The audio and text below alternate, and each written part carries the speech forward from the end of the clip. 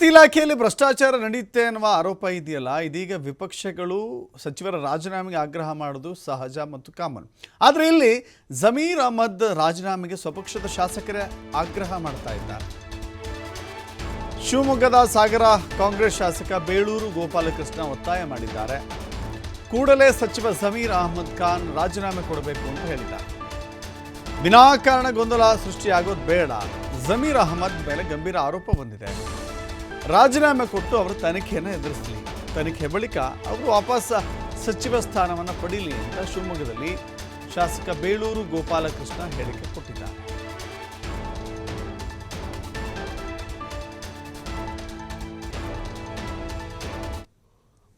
ಯೋಜನೆ ಬಗ್ಗೆ ಆರೋಪ ನೀವು ಕೇಳಿದಿರಿ.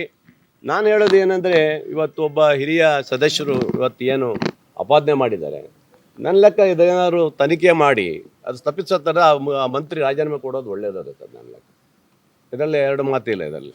ಯಾಕಂದರೆ ಇವತ್ತು ಬೇರೆ ಬೇರೆ ಹಗರಣದಲ್ಲೂ ಸಹ ಇವಾಗ ಕೆಲವರೆಲ್ಲ ರಾಜೀನಾಮೆ ಕೊಟ್ಟು ಇವತ್ತು ನೋಡಿದ್ದೀರಿ. ಅದು ತಪ್ಪು ಆಗಿಲ್ಲ ಅಂತ ಹೇಳಿದ್ರೆ ಮತ್ತೆ ಅವ್ರು ತಗೊಳ್ಳೋಕೆ ಅವಕಾಶ ಇರುತ್ತೆ. ಆ ಥರ ಏನಾರು ಇದ್ದರೆ ಅವ್ರು ರಾಜೀನಾಮೆ ಕೊಟ್ಟು ಇವತ್ತು ಹೋಗೋದು, ಯಾರೇ ನಮ್ಗೆ ಗೊತ್ತಾ, ಸಂಬಂಧಪಟ್ಟ ಯಾರಿದ್ದಾರೆ ನಮ್ಗೆ ಗೊತ್ತಿಲ್ಲ.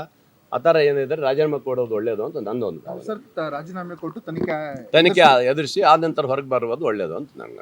ವಸತಿ ಯೋಜನೆ ಬಗ್ಗೆ ಆರೋಪ ನೀವು ಕೇಳಿದಿರಿ. ನಾನು ಹೇಳೋದು ಏನಂದರೆ, ಇವತ್ತು ಒಬ್ಬ ಹಿರಿಯ ಸದಸ್ಯರು ಇವತ್ತು ಏನು ಅಪಾದನೆ ಮಾಡಿದ್ದಾರೆ, ನನ್ನ ಲೆಕ್ಕ ಇದೇನಾದ್ರು ತನಿಖೆ ಮಾಡಿ ಅದು ತಪ್ಪಿಸೋ